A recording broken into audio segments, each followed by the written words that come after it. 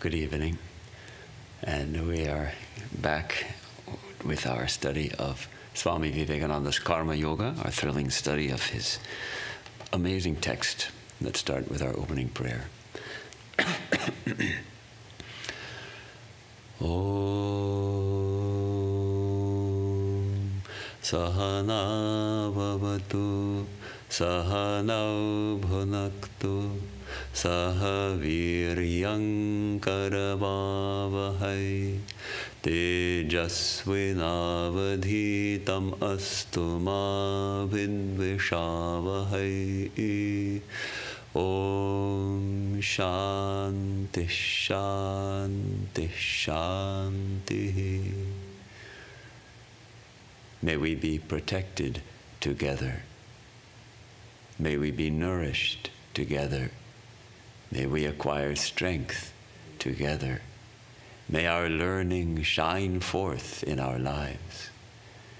May we not find fault with one another. Om, peace, peace, peace.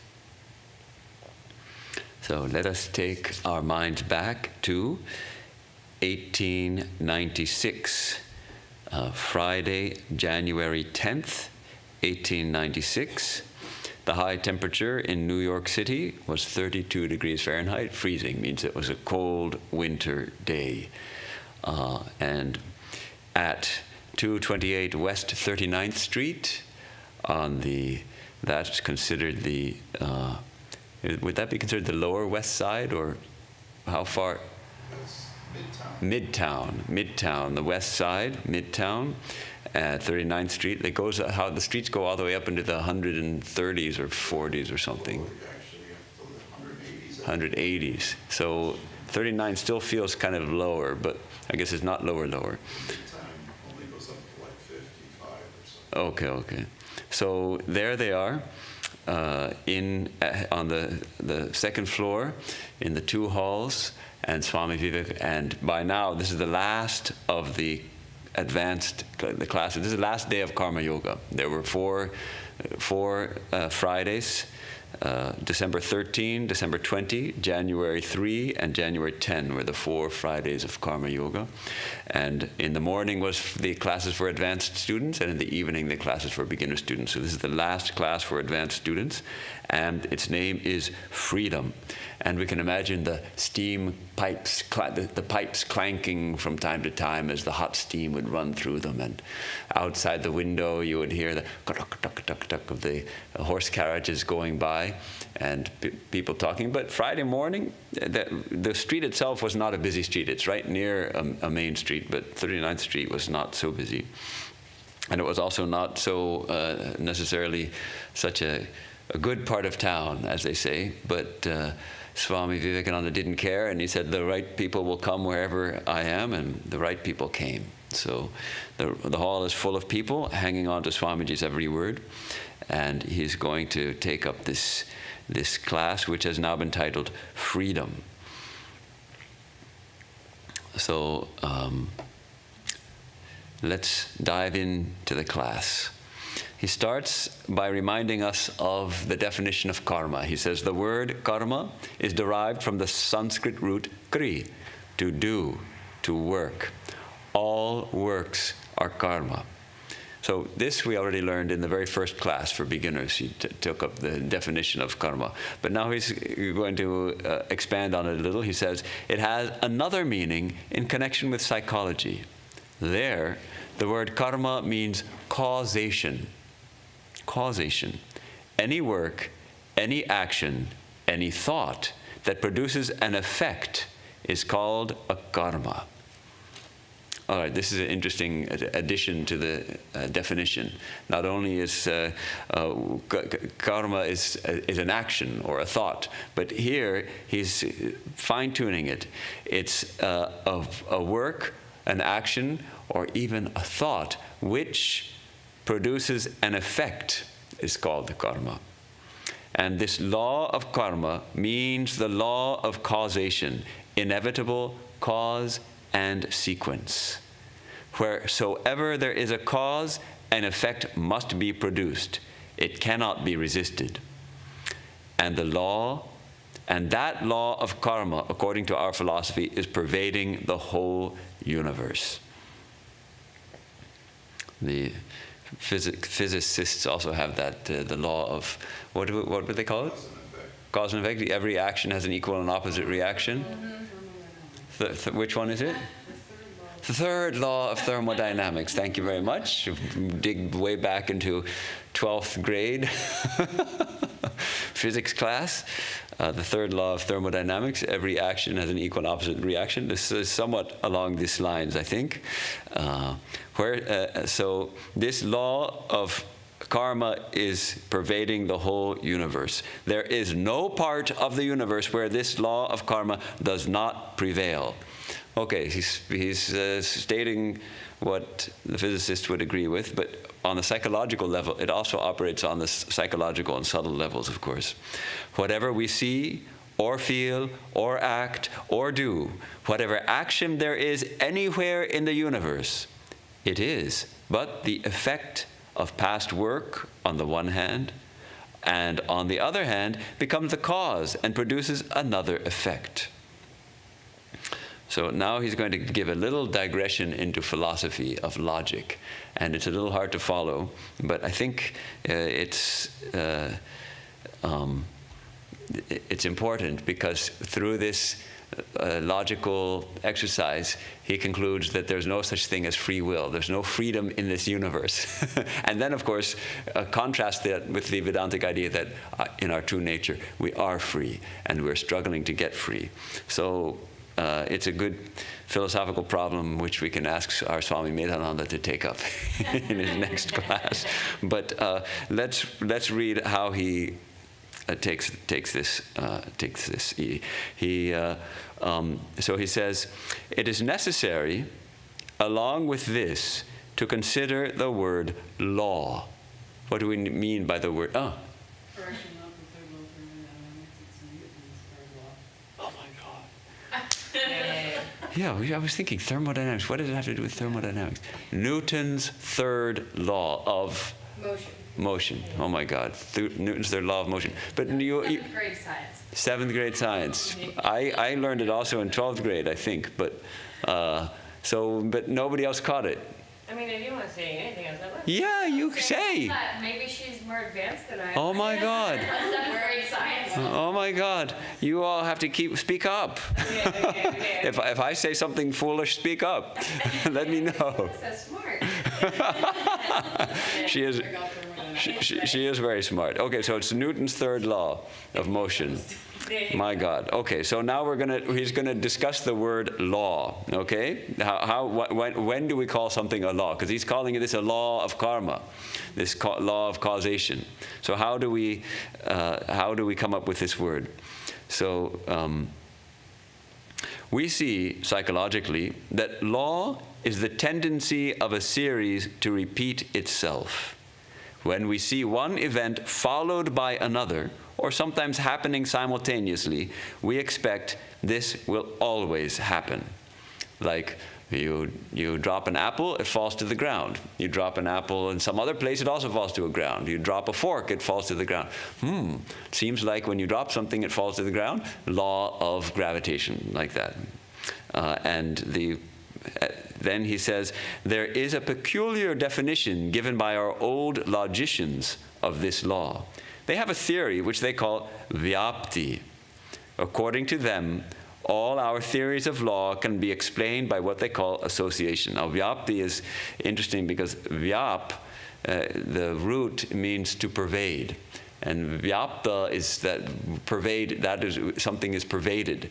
And so they go into quite, I looked it up, and the main example they use is smoke and fire.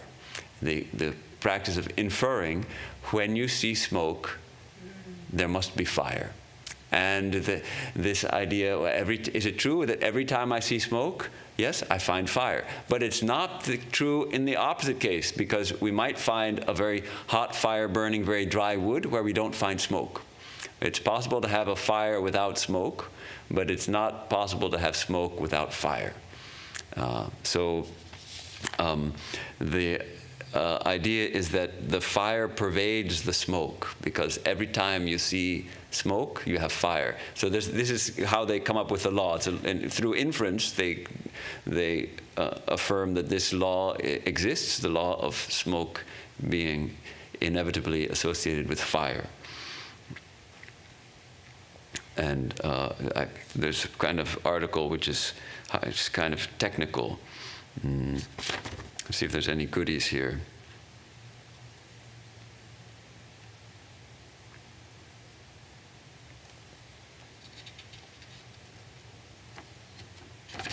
Well, it's a long discussion of logic.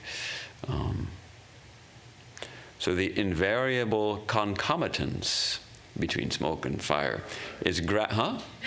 I was just saying, wow, concomitance. Yeah, big words. The invariable concomitance is grasped by perception aided by wide experience, associated with absence of any knowledge of exception to coexistence, and ascertainment of absence of vitiating conditions operating as accessories. Once the mutual invariable relation between smoke and fire is grasped, then, wherever smoke is perceived, fire is infirmed. Okay, so this is the idea of vyapti in a very brief nutshell. And so Swamiji just touches that. And it's this idea of concomitance, that when one thing happens, another thing happens. And here, that's that idea. Now we see how it fits in with the idea of karma. When you do something, it has an effect. When an action, a thought, it has an effect. According to them, these logicians, all our theories of law can be explained by what they call association. A series of phenomena become associated in our mind in a sort of invariable association, so that what we see in our mind at one time immediately goes back to another fact. That's not that clear, is it? A series of phenomena become associated in our mind in a sort of invariable association. So the phenomena are invariably associated. I see smoke, I infer fire. That's now invariably associated in our minds. So if we see smoke, immediately we think of fire.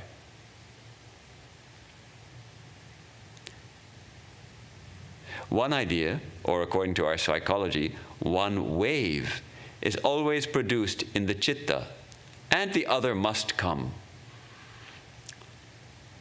So a wave in our mind, the mind is conceived as like a lake, and the thoughts are like waves, and if the one wave comes, then it must be followed by the other one.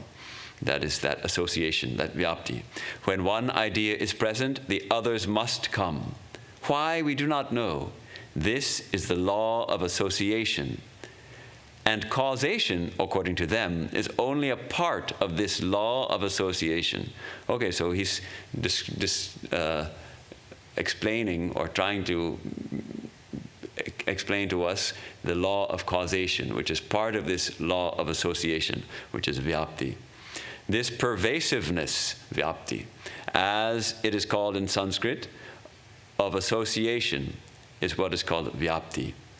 In the external world, the idea of law is the same as in the internal world, only that we expect that one phenomenon will be followed by another, and that series will repeat itself so far as we can see.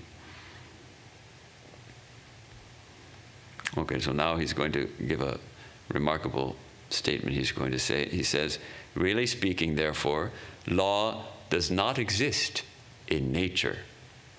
Practically speaking, to say that gravitation exists in the earth has no meaning, or that there is any law existing anywhere in nature. Law is the method, the manner in which our minds grasp a series of phenomena. It is all in the mind.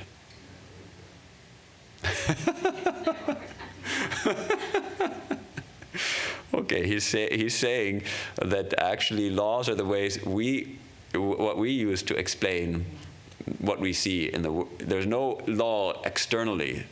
It's only we who conceive of the law. It's in our minds. So let's read it again. All right.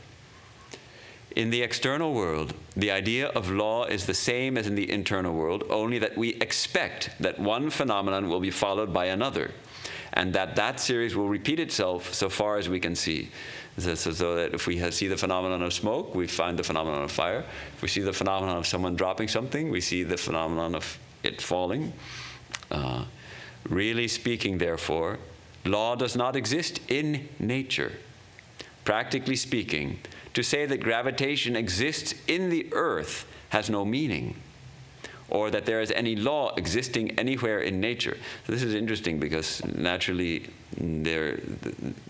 all the physical laws of the universe, and Newton has discovered the law of gravitation and the calculated what the actual force of gravitation will be according to the mass of the two objects which are attracting each other.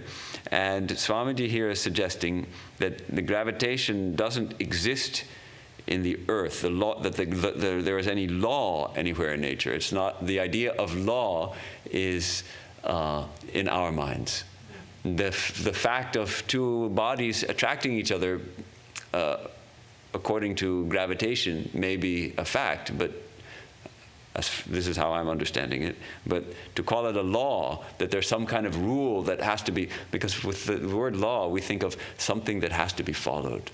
That's something that's always followed. It's actually just a description. It's a way for us to describe what we see. So law is the method or the manner in which our minds grasp a series of phenomena. It is all in the mind. Let's see if he clarifies it any further. Certain phenomena happening together, or the method followed by the conviction with which our mind grasps the whole series, is what we call law. Okay. This is a good thing to read it and then read it again. And then next time we'll come back to this and read it again and let it ripen in our minds what exactly he's talking about. What we call law is actually a conviction in our minds that certain things will happen in a certain way in this universe. And that's what I understand from this. The next question will be what we mean by law being universal. Our universe is that portion of existence. So universal means covering the whole universe. So he takes it, our universe is that portion of existence which is cut out by what the Sanskrit psychologists call desha, kala, nimitta, or what is called in Europe space, time, and causation. So it's actually what we call the universe is only a portion of existence. It's not everything. We think of the universe, well, that's everything. It's that portion of existence which is cut out by what the Sanskrit psychologists call desha, kala, nimitta. Those go together. Desha, kala, nimitta, space, time, and causation. This universe, and they're inextricably connected. Space, time, and causation. Causation happens in time. One thing causes another. It unfolds in space. Then now, of course, the physicists talk of space-time. You can't talk of the one without the other. So space-time causation is what the Sanskrit philosophers also understood. Or he calls them the Sanskrit psychologists. That these three go together. Causation happens in space-time. This universe is only one part of that infinite existence which has been thrown into a peculiar mold, or that is composed of space, time, and causation. And when the universe fills that mold, That part of the sum total of existence which fills the mold is what is called our universe. Interesting, he's which you can't really do. You can't divide the infinite into parts. So he's saying infinite existence, well, a part of it is manifesting as this world. A small particle of it is manifesting, as it were, maybe a small reflection of it. But here he's, as a way of discussing this universe being limited. It's a limited, it's not infinite, it's limited. And it's limited by desha kala nimitta, space, time, and causation. And it's simply a part or a particle or a reflection of the infinite existence, Sat. Then he says, it necessarily follows that law is only possible within this universe. Beyond that, there cannot be any law. So law, because law is how we are associating certain phenomena together. So when we have no causation, no space-time causation, there cannot be any law. So when we speak of this existence throughout the universe, we only mean that portion which is knowable to us, the universe of sense, which we can see, feel, touch, hear, imagine, think of. That portion of the universe alone is under law. But beyond that, it cannot be under law, because causation does not extend beyond that. Okay, that's clear. Yeah, more or less? Yes. Okay, good. He's when we go beyond this universe, beyond space-time causation, there cannot be any law. This form of the will does not extend beyond that. Now he's brought in will.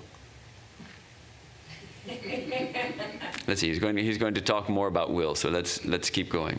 Therefore, it follows that anything beyond the range of our mind and senses is not bound by the law of causation. Anything beyond the range of our mind and senses is not bound by the law of causation. Not only that, but we know that it cannot be within the law of causation, because causation is the form in which what is drawn in is called the universe. And before it was drawn into this form, there was no causation at all. It is only when it gets molded into this form that it obeys the law of causation. And it is said to be under the law because the law has its essence in causation. Okay, it's a kind of, he's going to give it again in another series of statements. But it's very interesting, and it reminds me of, let me read a little more, and then we'll turn for a moment to his lecture on Maya and freedom. Because now he goes to so let's go back to that. So what we call the universe is under law, because the law has its essence in causation. Therefore, we see that such words as free will cannot be. We see at once that there cannot be any free will. The very words are a contradiction. That the word free and the word will are a contradiction. Because will is operating in space-time causation. And everything in space-time causation is bound by this law of causation, though it's in our minds. And freedom is beyond space-time causation. So the very words are a contradiction, because will is what we know, and everything that we know is within our universe. And everything within our universe has been molded into these three forms, space, time, and causation. And everything that we know, or can possibly know, must obey this causation. And that which obeys the laws of causation cannot be free. Isn't that beautiful? It's a beautiful little discussion here. Okay, so the very words are a contradiction. Will is what we know, and everything that we know is within our universe, and everything within our universe has been molded into these three forms, space, time, and causation, and everything that we know or can possibly know must obey this causation, and that which obeys the laws of causation cannot be free. It is acted upon by other agents and becomes cause in turn, and so on. But, now he gives the but. Fortunately, otherwise there's no escape. But that which became converted into the will, which was not the will, but which, when it fell into this mold, became converted into the human will, was free. And when this will gets out of this mold of space, time, and causation, it will be free again. From freedom it comes and becomes molded into this bondage, and it gets out and goes back to freedom. So luckily he gives us, and then of course the whole idea of karma yoga is to attain that freedom. So we go there. But Swamiji has 3 lectures on Maya and the evolution of the conception of God, Maya and freedom, and what's the third one? Maya and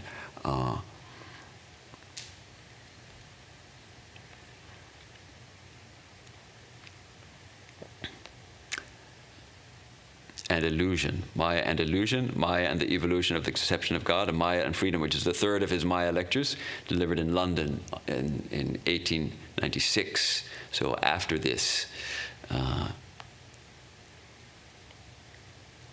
So he's describing Maya as a simple statement of facts of our experience. And this beautiful sentence here: with every breath, with every pulsation of the heart, with every one of our movements, we think we are free. And the very same moment, we are shown that we are not. Bound slaves, nature's bond slaves, in body, in mind, in all our thoughts, in all our feelings. And this is Maya. So that's Swamiji's description of Maya. We feel we are free, and yet if we analyze it, we see that in so many ways we are not free. And yet, of course, the idea is that our true nature is freedom itself. And when we know we are free, like a frightened child, you were dreaming that it was throttling you, and the release from this fear is the goal. Not only to see it intellectually, but to perceive it, actualize it much more definitely than we perceive this world. Then we shall know that we are free. Then and then alone will all difficulties vanish. Then will all the perplexities of heart be smoothed away, all crookedness made straight, etc. He goes, waxes very inspired there in this lecture, Maya and Freedom.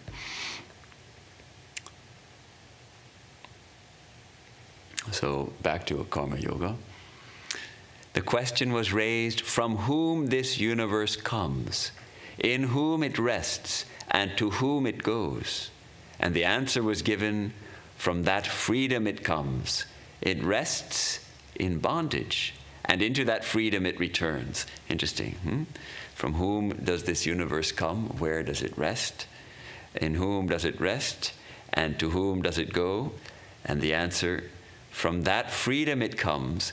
It rests in bondage while we are here, and into that freedom it returns. So when we speak of the human being as that being who is manifesting, only one part is the human being. This body and this mind which we see, this Mr. and Mrs. So-and-so, are only one part of the whole person, only one spot of that infinite being which is humanity. This whole universe is only one speck of the infinite universe, and all our laws and our bondages, our joys and our sorrows, our happinesses and our expectations are only within this small universe. All our progression and digression are within the small bounds of this universe. Very interesting how he describes this universe, and that's a wonderful, the study of astronomy shows us how vast this universe is. And perhaps you've seen that picture, what is it called, of the Earth as that one small blue dot in the vastness of space, and there's this tiny blue speck. And we think of this Earth as very large and how we fight so much here, and yet in the scope of the universe, it's a tiny little speck of dust circling around a fairly small star in the midst of a giant galaxy, which is only one of millions of galaxies. How our minds recoiled even to conceive of the vastness of this universe. And now Swamiji is saying this whole universe itself is but one speck of the infinite universe. And all our laws and our bondages, our joys and our sorrows, our happinesses and our expectations are only within this small universe. All our progression and digression are within the small bounds of this universe. So actually it's very small because it's in cause and effect. What is infinity? We can't conceive of it. Actually, we can't conceive of infinity because if we think of, we're forced to think of something very large, and then that thing which is very large has an, we try to extend the boundaries as far as we can go. But how to go beyond? How can we conceive of something without limit? We can just keep extending. Well, then beyond that, so, wonderful. And isn't the universe always expanding? So we're just like trying to stretch it. The expanding universe, right? Yes.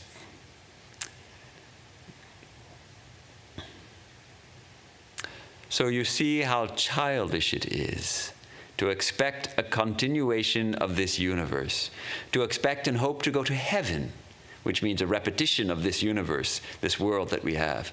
Swamiji used to poke fun. He felt that, not that it's untrue necessarily, but it's rather, it's a very limited conception that, well, our goal is to go to heaven. And heaven will be just like this, only better. It'll be all the good things without any of the bad things. And so one of his talks, the churches will say how to go to heaven. Of course, by accepting Jesus as your Savior and all that stuff. And Swamiji gave a talk, how not to go to heaven. The idea being mukti, being liberation. And Vedanta and Hinduism accepts this ideas of heaven, and actually of different heavens, different levels of heavens. There's subtler and finer heavens, but still, they are within desha, kala, nimitta, within space, time, and causation. They're still within that. So we are to go beyond that. So he considers it childish to expect a continuation of this universe, to expect and hope to go to heaven, which means a repetition of this universe, this world that we have.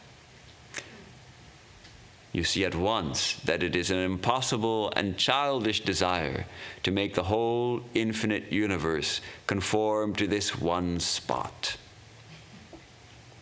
So, when someone says he or she will have this thing again and again, which he or she is having now, or as I sometimes term it, when they ask for a comfortable religion, you may know that they have become so degenerate that they cannot think of anything higher than they are now. Goodness gracious. They desire just their little surroundings and nothing more. This comfortable religion, right? Swamiji often would throw bombs. It's not a comfortable religion. What? We want to go to heaven. No heaven, no, not going to heaven. Heaven just again and again, the same old, same old, same old. Of course, usually Swamiji would remind us at this point that we go not from error to truth, but from lower truth to higher truth. So it's not that heaven is entirely, it's not an error, it's just a lower truth. All right, that's a comfortable religion. You be good and do good, and then when you die, you go to heaven. Fine. But this is, here he's saying this is just a comfortable religion. We want more of the same. We want our joy, our happy little happinesses. We want to be with all our loved ones. And you know, it's not error. And that's what I love about the near-death experience reports of people who have reported. On the other side, they're met by their loved ones who have gone on before. There's a lot of evidence for that, a lot of evidence. And then there's also, thankfully, near-death experience reports of experiencing a taste of infinity and of melting away, of individuality melting away into the infinite light and infinite bliss, and yet still retaining, still feeling I am me, and yet no longer bound by the limitations of mind and personality. So both sides are there. So yes, it gives me personally great, strengthens my conviction in the teachings of Vedanta that people experience this and can come back and tell us, yes, I've experienced this. I left my body. I saw my deceased relatives, and all of that.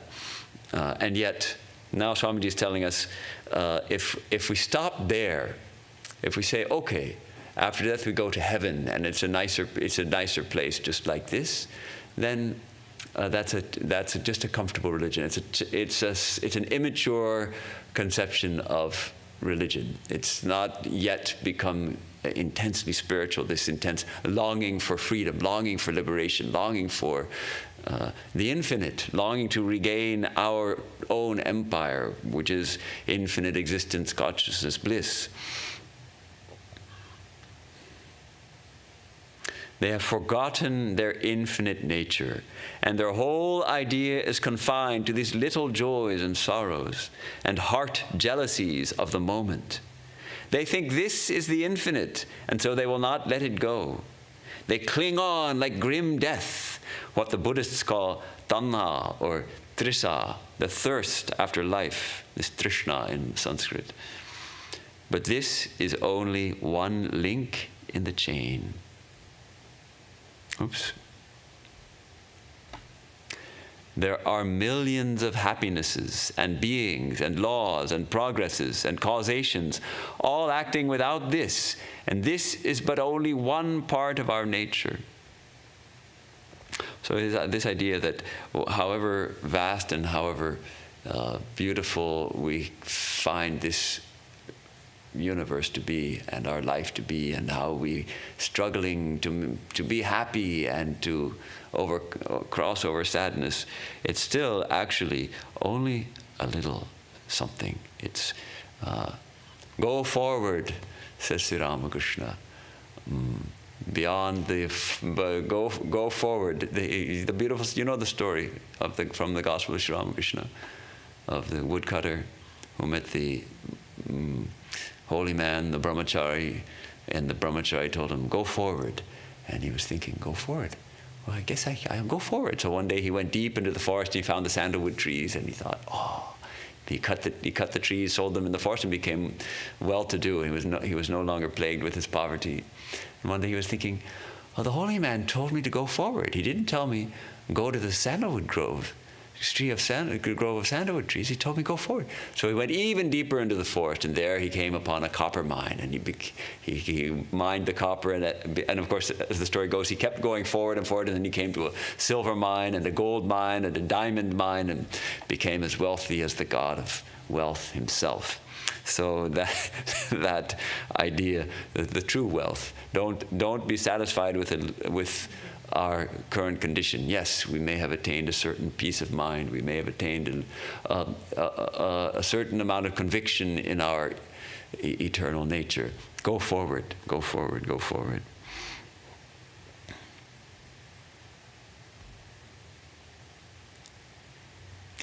Then he quotes, though we don't know that, we'll have to research the source of the quote. I who am the infinite, this universe is only one part of me, one little speck. So this is where we're heading to understand this. So, to acquire freedom, we have to get beyond this universe. It cannot be found here. Perfect equilibrium, of course, that means taking this universe as what it as the complete, because we also have the ideal of jivan mukti, which means liberation in life, freedom here itself, and that Vivekananda, of course, will be we take him as one such, actually, as one such. Actually, one could say that no, he was not fully aware of his own true nature, because otherwise he couldn't have worked. And Sri Ramakrishna said, now you have known the truth, but the key will remain with me. And you will only regain it when your work is done, when Mother's work is done. Otherwise, how could he work? Later, there's that Gita verse which describes how only that the jnani, who has full realization, that no work is left for such a person. Perfect equilibrium, or what the Christians call the peace that passeth all understanding, cannot be in this universe, nor in heaven, neither anywhere where the senses can act, the mind conceive, or anywhere where thoughts can penetrate. No such place can give that, because it would all be within our universe, and that universe must be bound by space, time, and causation. Right, place, the importance of place. We get attached to places, and no doubt in our immaturity, it is important. I spent 2 years in one of the most peaceful and quiet and beautiful places in the world. One of our centers called Mayavati. It's in the Himalayas, the foothills, about over 6,000 feet high, and there's this breathtaking vista of the big snow peaks of the Himalayas. And it's one of the most quiet places I have ever been, because the nearest little village is several miles away. So you don't hear anything, especially at night. And especially at night in winter, there are even no birds. It is silent. It's just incredible. You can't have a wristwatch even in the room, because the ticking of the wristwatch becomes loud. It's so quiet. You hear your own heartbeat in your ears. So what a peaceful place. But leave the place. Where's the peace? Or quarrel with one of the other brothers? Where's the peace? So now here in Hollywood, right next to the 101 freeway, noisy, very noisy place. Where's the peace? Yes, we have to find it. If our peace depends on external circumstances, it's not real peace. So that peace that passeth all understanding cannot be in this universe, nor in heaven, neither anywhere where the senses can act, the mind conceive, or anywhere where thoughts can penetrate. No such place can give that, because it would all be within our universe, and that universe must be bound by space, time, and causation. It may be much finer than this. There are places that are much finer than this earth of ours. He's talking about the heavens now. Mayavati is almost like a heaven. There may be places which are there are places that are much finer than this earth of ours, where enjoyments will be keener, but it will be in the universe, and therefore in bondage. So he's including in universe the subtle realms, realms of heavenly realms, and presumably also the hellish realms, which are still bound by this causation. So we will have to go beyond. And real religion begins there, where this little universe ends. These little joys and sorrows and knowledges end there, and the real begins. Until we can give up this thirst after life, this strong attachment to this one moment of existence, we have no hope of catching even a glimpse of that infinite freedom beyond. this thirst after life. This is one of the obstacles mentioned in the Yoga Sutras, this thirst after life. And Swami Vivekananda's thrilling hymn, as it were, the Song of the Sannyasin. Are you familiar with it? Yes, there he has that line. This thirst for life forever quench. It drags from birth to death, and death to birth the soul. And Yoga Sutras, the idea is the thirst for life comes from the previous lifetimes. And the fear of death comes from having had painful deaths before, so that memory remains with us.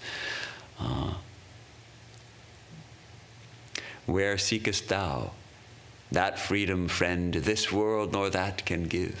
In books and temples vain thy search. Thine only is the hand that holds the rope that drags thee on. Then cease lament. Let go thy hold, sannyasin bold. Say Om Tat Sat Om. All right, we're not all, it's good to hear about that, though we may not be able just to let go. It's not so easy just to say, let go. This thirst for life forever quench. It's not so easy to quench it. And the danger is that it becomes some kind of life-denying thing, or some kind of suicidal thing or something. It doesn't mean that at all. It means,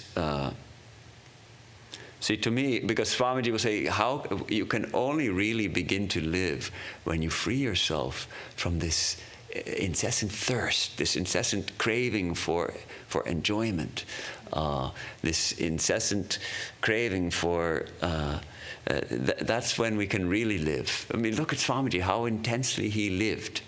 He lived a very intense life, and with he could enjoy ice cream like no one else.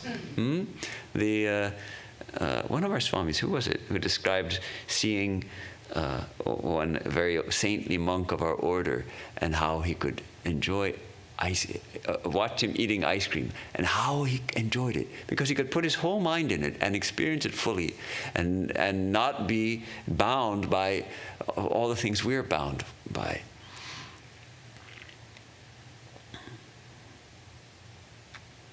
It stands then that there is only one way to attain to that freedom, which is the goal of humankind.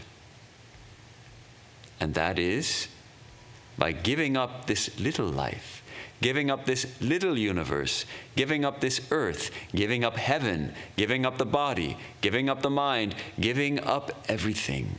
If I can give up this little universe of the senses or the mind, immediately I will be free. Don't worry. He comes and says, it's not so easy just to say. It's true. We can say so, and it's difficult. But actually, this class, this fourth class for advanced students, it goes for, as we've seen it, we get into some kind of naughty philosophy about law of causation, and how we are not free, we are bound here. And then it goes into this very great challenge of renunciation, giving up in order to attain to freedom.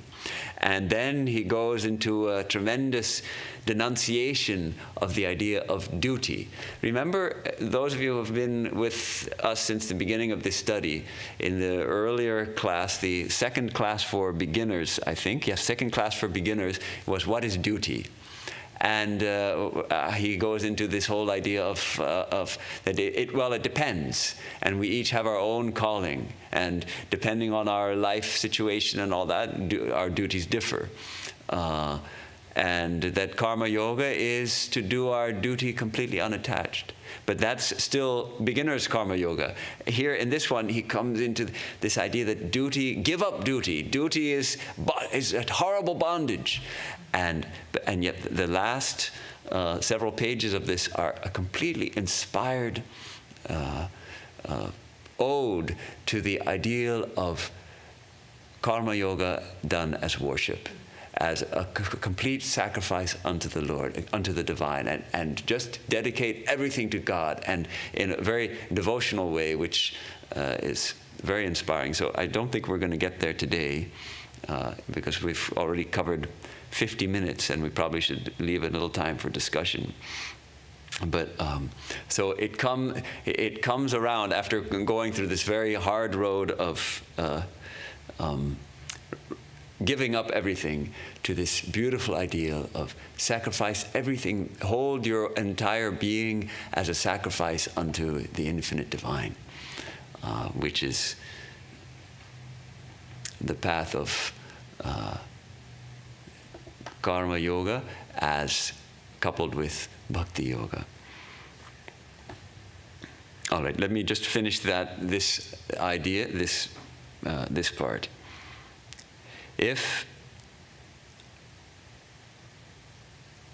The only way,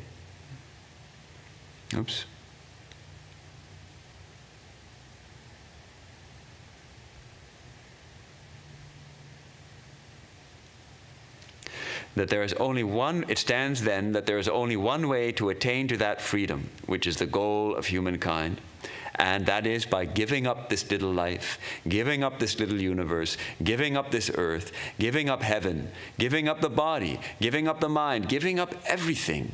If I can give up this little universe of the senses or the mind, immediately I will be free. The only way to come out of bondage is to go beyond law, go beyond causation. And wherever this universe exists, there causation prevails. To get out of this universe will be the only way to attain to freedom. There is no other way. It is impossible that there should be any. Then he'll give us two paths, luckily. But, he says, it is a most difficult thing to give up this universe. Few ever attain to that. Okay, so probably for us, he describes these two paths, which Sri Ramakrishna also described, the neti neti and the iti iti. Neti neti, not this, and this. There are two sorts of ways in our books. One is called the neti neti, the negative, and the other is called the iti iti, the positive way. And then he'll go on to say the negative way is the difficult one. Neti means na iti. Na plus iti becomes neti, so it means not this, not this. And iti means this. And which in the ultimate sense means see that everything is full of divinity, everything is full of spirit. So he says that the neti path is for the jnani, which is very difficult, and it's meant for the very few people who are of that level. So after describing all this, then he says, okay, but actually for us, there's this path of iti iti. It's only the very highest exceptional minds, gigantic willpowers, who simply stand and say, no, I will not have this. And the mind and body obey, and they pass out. Such people are very rare. And the vast majority of humankind choose the positive way, the way through this world, making use of all the bondages themselves to break those bondages. So that's probably a great place to stop.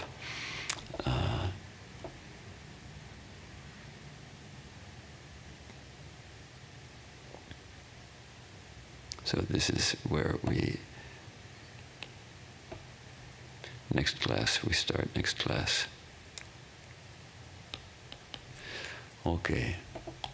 So, comments, objections, questions? Do we have anything on our people joining online? There's a couple of questions.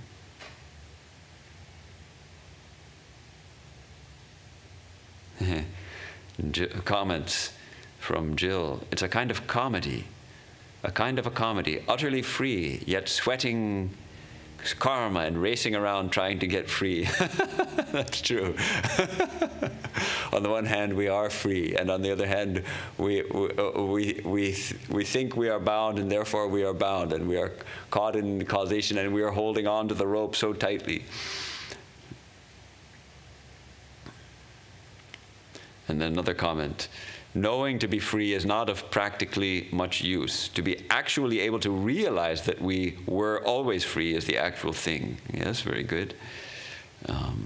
Krishan. Oh, our Krishan is with us. By in our mind, is Swamiji implying the cosmic mind, since a law cannot be personal? That's a good question. I think I'm going to pass on answering that. In our mind. I mean, in each of our individual minds, the law exists there. But of course, yes, in the cosmic mind is simply made up of all of our individual minds. So, right, that's a good point. And Vishwa asks, in the Bhagavad Gita, there is a verse about action in inaction and inaction in action. And Krishna asks to understand that. What is meant by that? Yes, that's the sentence that in the translation you have to read it very slowly, because this is action in inaction and inaction in action. What's the verse? That's true. And Swamiji mentions that in Karma Yoga, that on the one hand, someone is intensely active, and yet her mind is perfectly poised and knows that she is not acting. And at the same time, someone is externally appearing to be completely inactive, and yet is intensely active, maybe sending out intense waves of peace, spreading that, being a source of peace for all beings, something like that. So one who sees action in inaction and inaction in action. Yes, that's describing the state of an illumined soul, actually.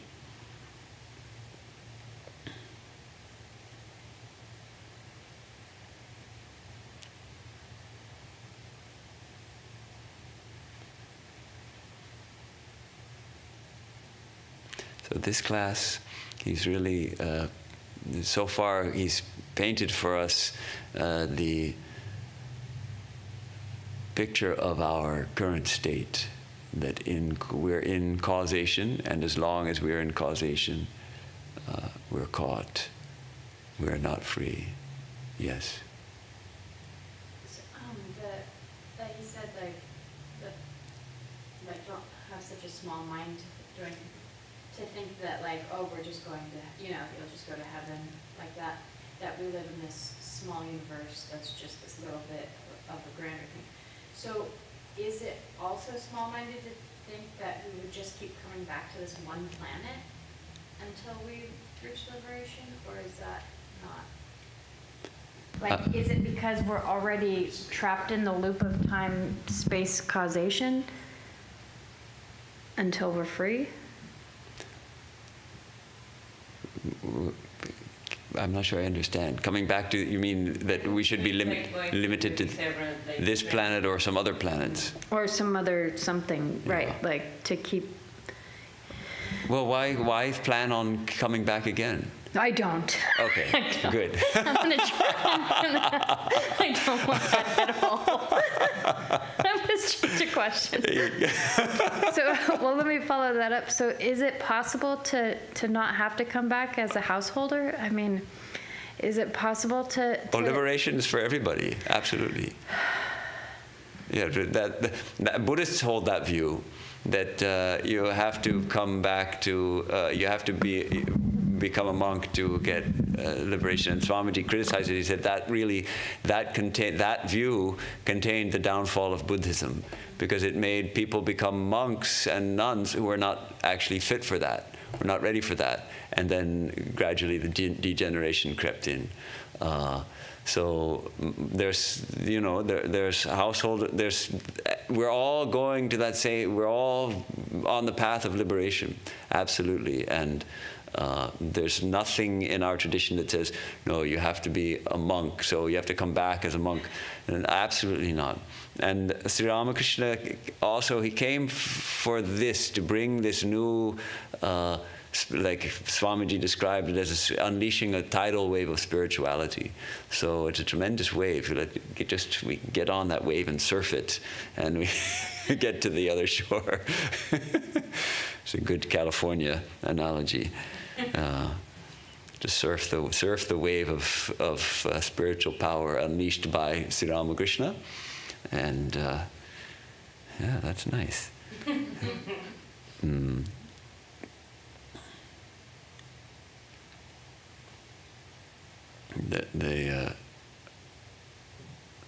There's that poem of Swamiji, The Song of the Free. I'm trying to remember a particular verse of it. It says,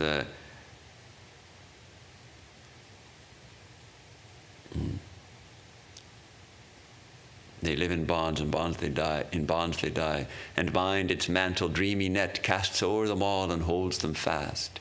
In warp and woof of thought are set earth, hells and heavens, or worst or best. And, that idea that that this is the okay. Shall we take a moment of silence, and then we ought chant our peace chant.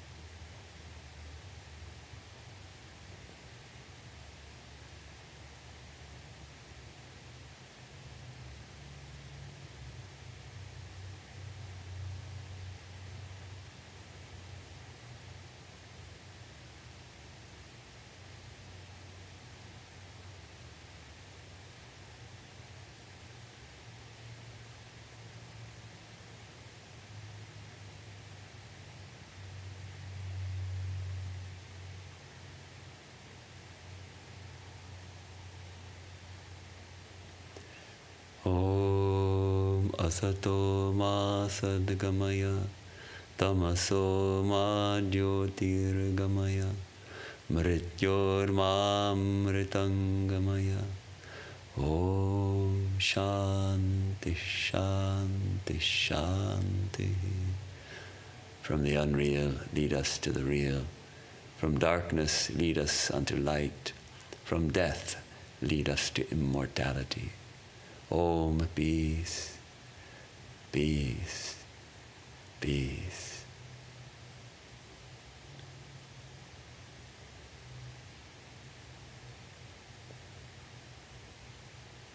It goes something like the beauteous earth, the glorious sun, the calm sweet moon, the spangled sky. Causation's laws do make them run. They live in bonds they die. That was the missing line that I couldn't think of. The idea that yes, it's a beautiful earth, but still it's caught in causation. But we are beyond that. So thank you for giving me this chance to study Swamiji's Karma Yoga with you. And we have a chance to put it into very practical practice. On Saturday, we're meeting here for our so-called Karma Yoga, where we'll be doing things like pulling weeds or fixing cracks in a wall. And I invite you to join us if you can. Thanks, Jai Ma.